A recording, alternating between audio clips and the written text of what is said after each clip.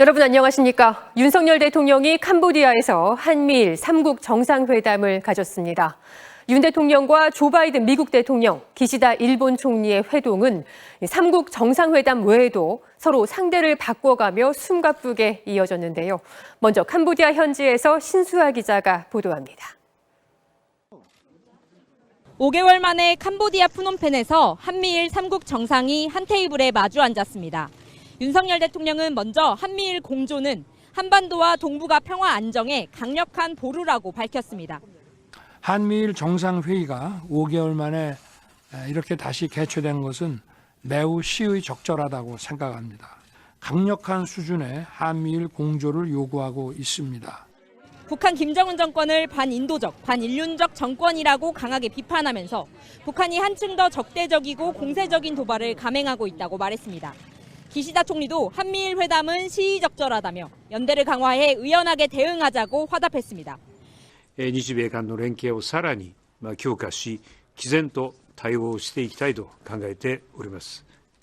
바이든 대통령은 강력한 한미일 3자 간 협력이 필요하다고 말하면서 동시에 대만 해협의 평화와 안정을 3국의 협력 의제로 올렸습니다.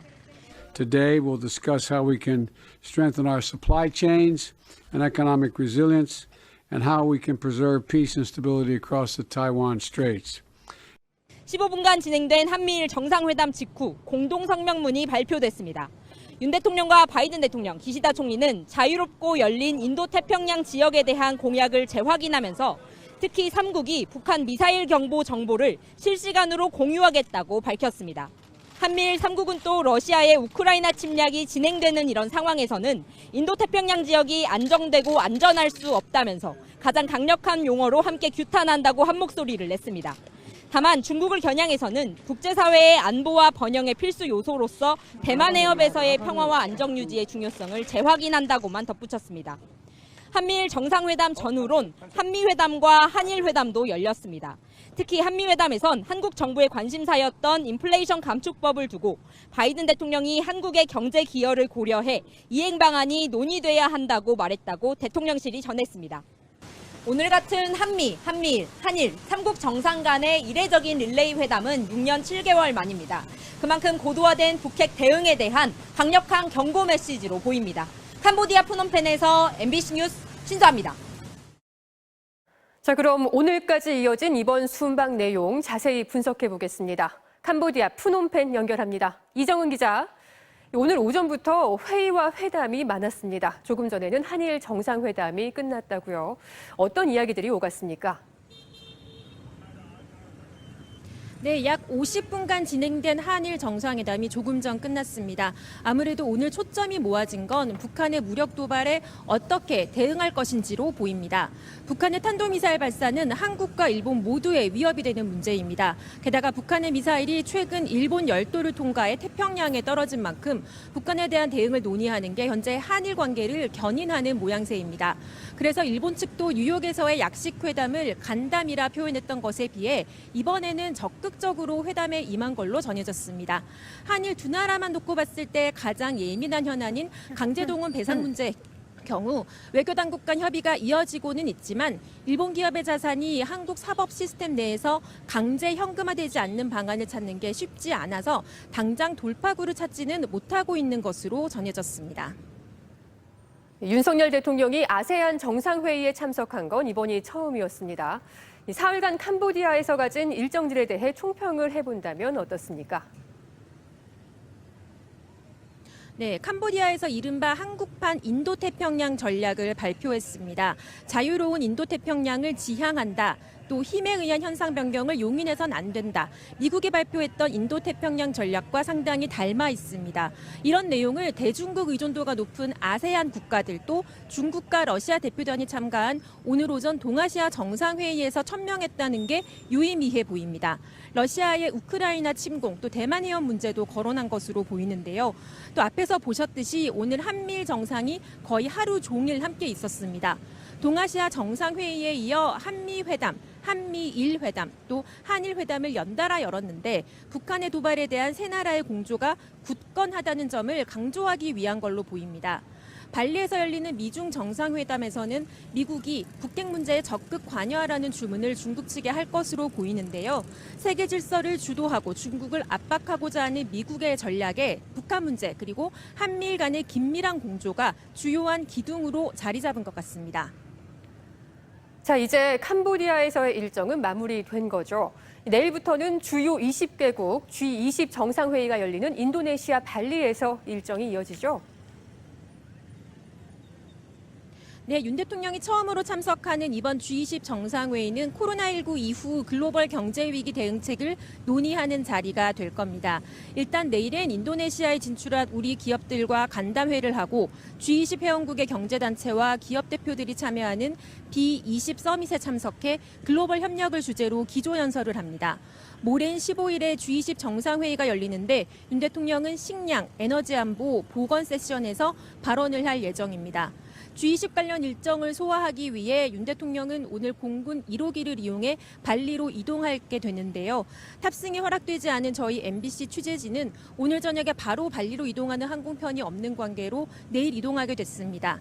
내일 오전 쿠알라룸푸르를 경유해 밤 8시가 넘어야 발리의 프레스센터에 도착할 예정이어서 내일로 예정된 주요 경제 일정들은 취재가 사실상 어려울 것 같습니다. 지금까지 캄보디아 프놈펜에서 MBC 뉴스 이정은입니다. 지금부터는 정상회담 상대국 반응을 차례대로 살펴보겠습니다. 먼저 일본 반응 알아봅니다. 한일 정상회담은 한미일 3국 정상회담이 끝난 뒤에 이어졌습니다. 2달 전 뉴욕 유엔 총회에서 두 정상이 만났을 땐 정상회담이냐 간담이냐를 놓고 양국 간의 신경전이 있었는데 이번에는 공식 정상회담이라는데 이견이 없었습니다. 도쿄 연결하겠습니다. 현영준 특파원. 조금 전에 회담이 끝났는데 한일 정상회담에 대한 일본 측 반응은 어떻습니까? 네, 말씀하신 대로 뉴욕 유엔 총회 때 만나고 2달 만에 다시 캄보디아 프놈펜에서 한일 두 정상이 만났습니다. 일본 언론들은 3년 만에 열린 한일 정상회담이라고 보도하고 있는데요. 이 말은 지난번 뉴욕 만남이 공식적인 정상회담은 아니었다는 겁니다. 일본에선 우리나라 대법원의 강제징용 배상 문제가 아직 해결되지 않아서 한일 정상회담은 시기상조라는 여론이 많았는데요. 북한이 이례적인 빈도로 탄도미사일 도발에 나선 데다 7차 핵실험 준비까지 마친 상태라 일본 정부가 안보 분야에 있어서 한일 두 나라 간 협력이 불가피하다는 판단을 한 것이라는 해석이 나오고 있습니다. 이번 정상회담에서 윤 대통령과 기시다 총리가 어떤 내용을 협의했는지는 아직 알려지지는 않았습니다만 북한의 탄도미사일 발사 그리고 7차 핵실험 등에 대한 한일 양국의 공동 대응을 중심으로 회담이 진행됐을 것으로 예상됩니다. 이번 회의에 대해 대통령실 고위 관계자는 양국 정상이 30분 동안 만날 것이며 한미일 정상회담이 한일 정상회담의 추동 역할을 했다면서 양국 정상 모두 긴밀한 의사소통의 필요성을 느끼고 있었다고 설명했습니다. 지금까지 도쿄에서 MBC 뉴스 현영준입니다. 이어서 미국 반응 알아봅니다. 워싱턴에 전화로 연결돼 있습니다. 자, 왕종면 특파원, 오늘 회담에 대한 미국 정부 반응이 나왔습니까? 네, 오늘 회담 일정이 예정보다 1시간 정도 지연됐습니다. 그만큼 여유가 없다 보니 한미일 공동성명 말고 아직 미국 정부의 입장이 따로 나오지는 않았습니다. 대신 회담 배석자를 살펴보면 경제 분야보다는 한반도 안보 상황을 관리하는 핵심 당국자가 대거 참여했습니다. 북핵 문제가 주요 의제란 얘기입니다. 북한이 최근 잇따라 무력 도발을 감행했는데 바이든 정부는 북한이 당장 다음 주라도 7차 핵실험은 물론 대륙간 탄도미사일 ICBM을 추가로 시험 발사할 수 있다고 예상합니다. 미국 입장에서는 미국 동부까지 타격할 수 있는 ICBM에다 핵실험까지 민감하게 반응할 수밖에 없습니다. 이번 순방을 출발하면서 북한의 도발이 계속된다면 동북아시아에서 미군의 군사력을 강화할 수밖에 없다고 경고한 상태라서 한미연합훈련 강화, 전략자산 전개 수위를 높이는 방안을 집중 논의했을 것으로 보입니다. 네, 내일은 바이든 대통령이 처음으로 중국 시진핑 주석과 대면 정상회담을 갖지 않습니까? 이 자리에서 북핵 문제도 논의한다고요? 그렇습니다. 세계 패권을 두고 경쟁하는 두 정상이 처음으로 직접 얼굴을 맞대고 회담하다 보니 관심이 높습니다. 굵직한 글로벌 이슈는 전부 다룰 예정인데 바이든 대통령은 서로 넘지 말아야 할 선, 이른바 레드라인을 정확히 긋겠다는 뜻을 거듭 밝혔습니다. 직접 들어보시겠습니다. We have very little misunderstanding. We just got to figure out where the red lines are and what are the most important things to each of us going into the next 2 years. 경제 문제가 가장 민감한데요. 순방을 동행하고 있는 옐런 재무장관은 첨단 반도체나 전기차 배터리에서 중국을 배제하는 조치를 내린 걸 두고 미국이 중국 경제에 발을 묶어두려 한다고 우려하는 건 오해다. 중국 경제를 마비시킬 생각이 없다라면서 유화적인 메시지를 내놓았습니다. 특히 이번 미중 정상회담에서 북한의 최근 무력 도발 문제를 다루기로 해서 어떤 말이 오갈지 주목해야 합니다. 관련해서 백악관 관계자는 북핵 6자 회담을 언급하면서 미중이 협력한 역사가 있다 이렇게 강조를 했습니다. 중국의 대북한 영향력을 지렛대 삼아서 7차 핵실험을 포함해 더 이상의 도발을 저지하려는 의도로 보입니다. 지금까지 워싱턴이었습니다.